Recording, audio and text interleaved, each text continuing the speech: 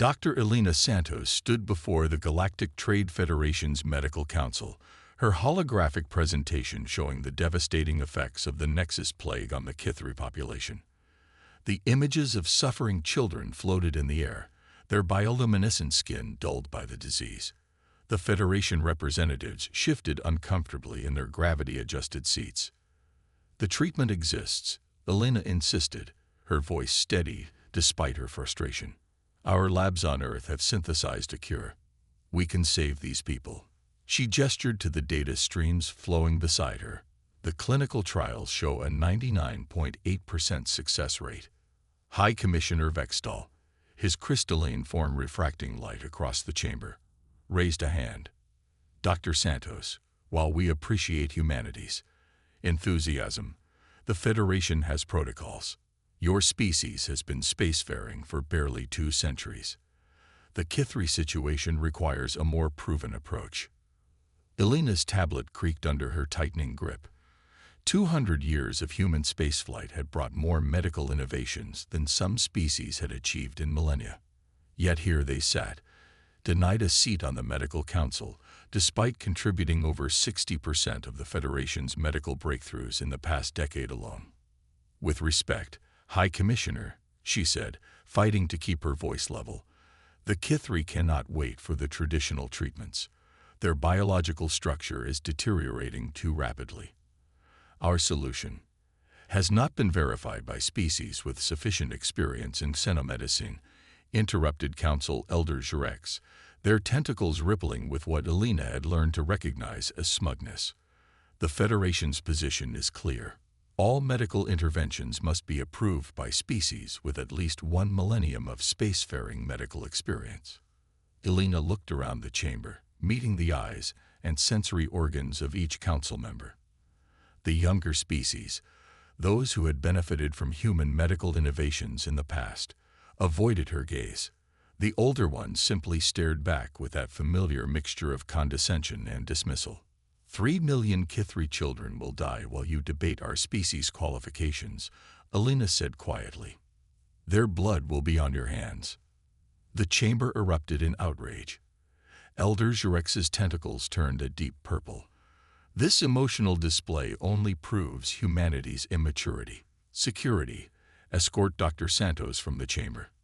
As the robotic security units approached, Elena stood her ground.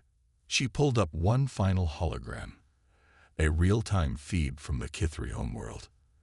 A young Kithri child lay in a medical pod, their once bright skin now almost completely dark. "This is Lyra." Elena's voice cut through the chaos. "She has approximately 6 hours left to live. She could be saved with 1 dose of our treatment. Remember her face. Remember all their faces. And remember that you chose this." The security units reached her position. Elena calmly gathered her materials. But before leaving, she turned back one last time. Humanity joined this federation believing in the promise of unity and progress. Instead, we found stagnation masked as stability and arrogance parading as wisdom. Well, no more. She reached up and unpinned her Federation medical insignia, letting it clatter to the floor. The sound echoed through the suddenly silent chamber. "Effective immediately, Earth withdraws all of its medical patents, personnel, and technologies from Federation space. You want to do everything your way? Fine. Do it without us." The chamber doors slid shut behind her with a final hiss, leaving the council in stunned silence. No one moved to pick up the fallen insignia. No one spoke. They had just witnessed something unprecedented. Not an emotional outburst as they'd dismiss it later, but the first crack in the foundation of their carefully ordered galaxy. In her ship, Elena sent a single encoded message to Earth Command. "Protocol Omega confirmed. They chose pride over lives.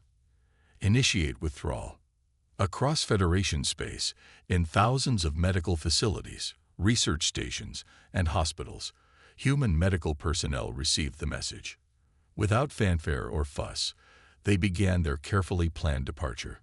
Years of Federation bureaucracy had taught humanity to prepare for this day. In her quarters that night, Elena looked at the image of Lyra one last time before encrypting it. History would remember this day, not as when humanity abandoned the galaxy, but as when they stopped letting others hold them back from helping those in need. The real revolution wouldn't be fought with weapons, but with the absence of human innovation. And it had just begun. Admiral Sarah Chen watched the holographic display aboard the Earth Fleet flagship Prometheus as thousands of green dots streamed across the galaxy map. Each dot represented a human vessel or facility initiating withdrawal protocols. No alarms, no weapons fired, just the quiet, orderly departure of humanity's presence from Federation space. "Status report," she commanded, her weathered face illuminated by the holographic glow. Her XO, Commander David Rodriguez, pulled up the latest data. 70% of human medical facilities have already begun shutdown procedures. Research stations are encrypting their databases and going dark. The Federation still hasn't realized the full scope of what's happening. Sarah nodded, remembering Dr. Santos's message from the Medical Council. They had planned this contingency for years, hoping they'd never need it. Any resistance? "Some Federation officials are trying to prevent our medical staff from leaving," David replied. "But they're backing down quickly when our people show them the fine print of their contracts. Everything's legal and binding. They just never thought we'd actually do it." A priority alert flashed across the main screen. The Federation's premier medical center on Centauri Prime was reporting complete systems failure. Sarah allowed herself a small smile. They were about to learn just how dependent they'd become on human innovation. "Admiral," a young lieutenant called out, "we're receiving distress calls from 17 major Federation hospitals. Their diagnostic AIs are offline." Of course they were. Those AIs ran on quantum algorithms developed by human scientists. Without continuous updates from Earth's quantum computing network, they would default to basic functions only. "Message from the Federation Council," David announced. "They're demanding we cease this irresponsible action immediately. They're citing public safety regulations." Sarah stood, walking closer to the galaxy map. "Send them our standard response. As per their own regulations, we are simply recalling our primitive and unproven technologies for review. We wouldn't want to risk any unfortunate incidents with our inadequately tested systems." The bridge crew shared knowing looks. For decades, the Federation had dismissed human innovations as crude and unreliable, while simultaneously integrating them into every aspect of their medical infrastructure. "New development," David said, his voice tight with controlled excitement. "The Arcturus Medical Academy is requesting immediate asylum. They're saying half their faculty and research staff want to relocate to Earth space." This wasn't entirely unexpected. The younger species universities had always been more willing to collaborate with humans, often in defiance of Federation guidelines. "Granted," Sarah ordered, "and put me through to all human vessels and facilities." The communications officer nodded, and Sarah took a moment to compose her thoughts before speaking. "This is Admiral Chen. I know many of you are receiving desperate messages from those you've worked with and helped over the years. Remember, we're not doing this out of spite. We're doing this because the Federation's pride is costing lives. They need to understand that cooperation isn't a weakness, and innovation doesn't require centuries of tradition." She paused, watching as more green dots moved steadily toward Earth space. "For those Federation citizens watching our departure with concern, Earth's doors remain open to any who wish to pursue progress over prejudice. We will turn no one away who comes in peace and good faith." As if in response to her words, the holographic display began showing new signatures, vessels from younger Federation species, following the human exodus. Not in huge numbers, but enough to make a statement. "Admiral," David interrupted, "the Kithri government is on an emergency channel. They're requesting direct intervention from Earth, outside of Federation protocols." Sarah's expression hardened, remembering the children dying of the Nexus plague. "Put them through to my ready room. And send a message to Dr. Santos. Tell her to prepare her medical team. The Federation doesn't get to let children die for the sake of their precious protocols." The next few hours would be crucial. The Federation would soon realize this wasn't a tantrum they could wait out, but a fundamental shift in the galaxy's power structure. Humanity wasn't just taking their ball and going home. They were showing the galaxy that there was another way to do things. As Sarah headed to her ready room, she glanced one last time at the galaxy map. The stream of green dots continued, steady and unstoppable, like a tide pulling back before something much bigger. The revolution wouldn't be fought with warships and energy weapons, but with the simple act of walking away and letting the consequences speak for themselves. Ambassador Kira Puddle stood at the observation deck of Harmony Station, Earth's newest diplomatic outpost on the edge of former Federation space. Below her, a steady stream of ships moved through the docking protocols, vessels of all shapes and sizes, representing 24 different species. None of them Federation members, at least not anymore. Another delegation from the Nixus Collective has arrived, her eye assistant, HFY, announced. They're requesting priority meeting status. Their medical fabrication plants are experiencing critical failures without human maintenance protocols. Kira suppressed a sigh. The Nixus had been among the loudest voices supporting the Federation's dismissal of human medical technology. Now, like many others, they were discovering just how deeply human innovation had been woven into their infrastructure. Add them to the coup, she replied. Standard procedures apply. No emergency meetings for anyone who voted against us in the Medical Council. The massive holographic display dominating the station's central atrium told the story of the past month. Red indicators showed failing systems across Federation space, medical facilities operating at reduced capacity, research stations struggling with outdated equipment, quantum communication networks degrading without human-designed maintenance algorithms. Update from Dr. Santos. HFY continued. The Kithri treatment program has achieved a 99.9% recovery rate. They're requesting permission to publish the results. Granted, Kira smiled. Make sure the Federation Medical Council receives a copy. Mark it as provisional research from an immature species. Use their exact terminology. The station's diplomatic center was buzzing with activity. Representatives from younger species were arriving daily, not to beg for human return to the Federation, but to establish new partnerships. They had seen the truth that the Federation's elder races refused to acknowledge. Progress wasn't about age, but innovation and adaptability. Ambassador. A young aide rushed in. You need to see this. The Helios Academy of Sciences is declaring independence from the Federation's Educational Oversight Committee. Kira turned to the newsfeed. The Helios Academy had been one of the Federation's most prestigious scientific institutions. Their declaration would send shockwaves through the established order.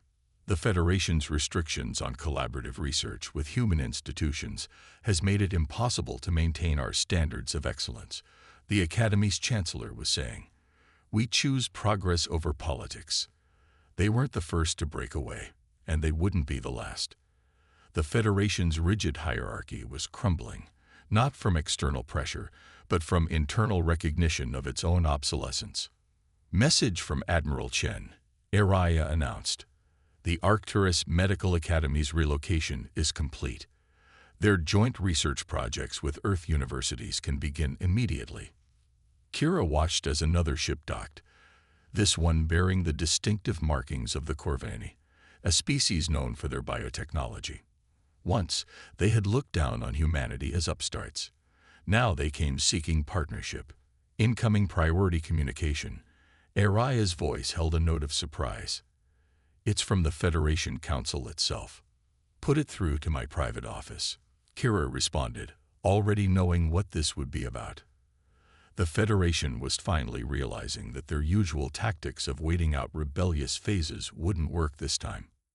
In her office, she faced the holographic projection of High Commissioner Vextal, his crystalline form somehow less imposing than it had been a month ago.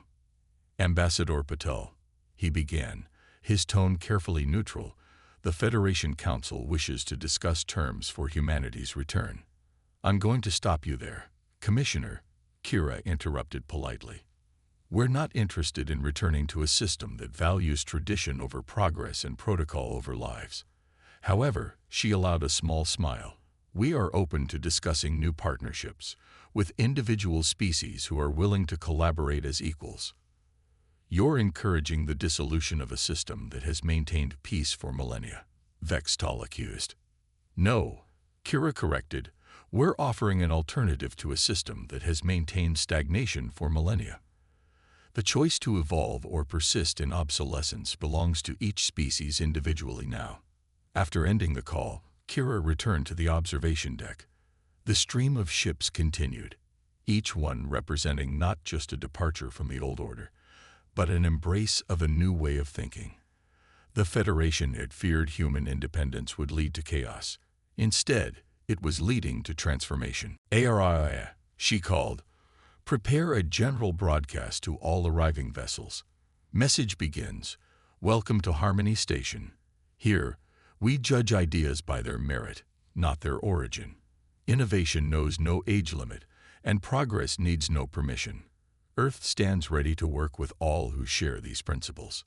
The galaxy was changing, not through war or violence, but through the simple demonstration of a better way. And that, Kira reflected, was the most human revolution of all. The Federation Council's emergency session was in its fourth day when their quantum communication network finally collapsed.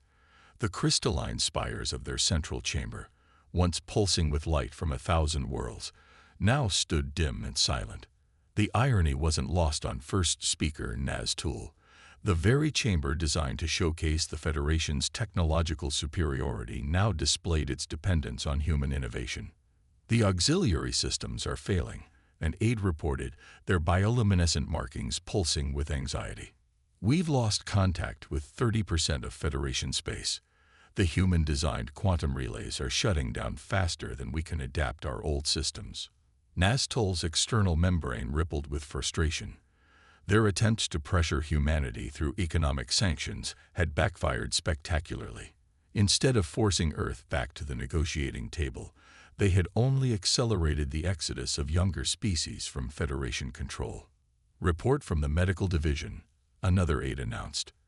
The situation is critical. Without human maintenance protocols, 60% of our advanced medical facilities are operating at minimal capacity. The Nexus plague has now spread to 12 more worlds. The chamber erupted in chaos. Elder species who had spent centuries looking down on humanity now faced the consequences of their pride. They had dismissed human innovations as crude and temporary solutions, even as they built their entire infrastructure around them. Show me the latest data on species declaring independence, Naz Tool commanded. The holographic display sputtered to life, showing a galaxy map with alarming amounts of red. Territories no longer under Federation control. The Helios Academy's declaration had started a cascade. Research institutions, medical facilities, and entire species were breaking away, seeking direct alliances with Earth. Message from the Arcturus Science Council, the communications officer called out. They're publishing their research logs, showing evidence that Federation authorities deliberately suppressed human medical breakthroughs that outperformed traditional treatments. The chamber fell silent. This was what they had feared most, not the loss of human technology, but the exposure of their deliberate efforts to maintain the old power structure. The humans knew. Someone whispered. They knew all along, but they kept trying to work within our system anyway. Until we forced them to choose between our protocols and saving lives, another added. Naz Tool remembered Dr. Santos' last words before humanity began their withdrawal. They had dismissed her warning as emotional human dramatics. Now, those words haunted the entire council. Priority alert from the Biological Sciences Division. An aide interrupted. The Kithri. They've announced a complete recovery from the Nexus plague. They're crediting a treatment developed by human medical teams, administered outside Federation protocols. The news struck like a physical blow. The Federation had denied humanity permission to treat the Kithri, claiming their methods were unproven. Now, while Federation worlds still struggled with the plague, the Kithri were healing. saved by the very innovation they had rejected. "We're receiving a transmission from Earth," the communications officer announced. "It's being broadcast on all remaining frequencies." On the flickering holographic display, Ambassador Kira Patel appeared. Her expression was neither triumphant nor accusatory, simply resolute. "To the Federation Council," she began, "we see your systems failing. We see your people suffering. And despite everything, we remain willing to help, not as subordinates to be controlled, but as equals to be respected. The choice has always been yours." The transmission ended, leaving the council chamber in heavy silence. Centuries of tradition and hierarchy faced off against the undeniable evidence of their own decline. "They're not trying to destroy us," Naztol realized aloud. "They're forcing us to evolve." An alert sounded. Another Federation world declaring independence. Then another, and another. The breaking point hadn't come in the form they had expected. Not with military might or economic collapse, but with the simple, undeniable demonstration of a better way. In the dimming light of the council chamber, the Federation's eldest members faced a choice. Adapt to a new galaxy where age didn't automatically confer authority, or fade into obsolescence, clinging to their pride until the last light went out. The revolution they had feared had already happened, not through violence, but through innovation, not through conquest, but through the courage to walk away. And now, in their darkest hour, humanity was still offering a hand up, if only they would take it as equals. 1 year after humanity's withdrawal, the Harmony Conference convened in Earth's orbital diplomatic center. The massive chamber, built to accommodate representatives from over 100 species, hummed with energy and possibility. Unlike the old Federation Council's rigid hierarchical arrangement, here all seats were arranged in concentric circles, no species elevated above another. Dr. Elena Santos, now Earth's Minister of Interstellar Health, stood at the central platform alongside representatives from 30 former Federation worlds. Behind them, a holographic display showed real-time data from across the galaxy. Medical facilities running at full capacity, research breakthroughs from joint species projects, and trade routes flowing freely between willing partners. 1 year ago, Elena began, her voice carrying to all corners of the chamber. We faced a choice between tradition and progress, between protocol and purpose. Today, we gather not to replace one hierarchy with another, but to forge something new. An alliance based on merit, innovation, and mutual respect. She gestured to the young Kithri standing beside her, their skin glowing with healthy bioluminescence. "This is Lyra, the same child whose image I showed the Federation Council in my last appearance there. Today, she's not just alive. She's training to become a doctor herself, combining Kithri biological intuition with human medical techniques." Lyra stepped forward, her translator converting her harmonic speech. "The old Federation asked us to choose between traditions. Earth showed us we could combine the best of all worlds.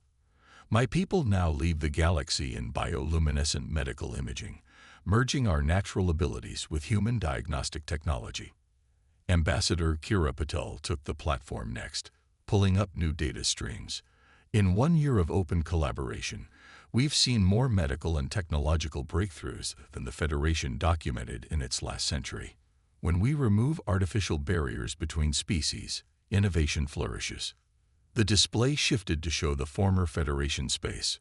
Almost 2/3 of its members had now joined what was being called the Harmony Alliance, a collaborative network of species working together as equals. The remaining Federation holdouts were gradually opening diplomatic channels, their resistance softening as they watched their former members thrive. Admiral Sarah Chen, monitoring from the Prometheus, sent in her report, "The last of the emergency medical stations are online.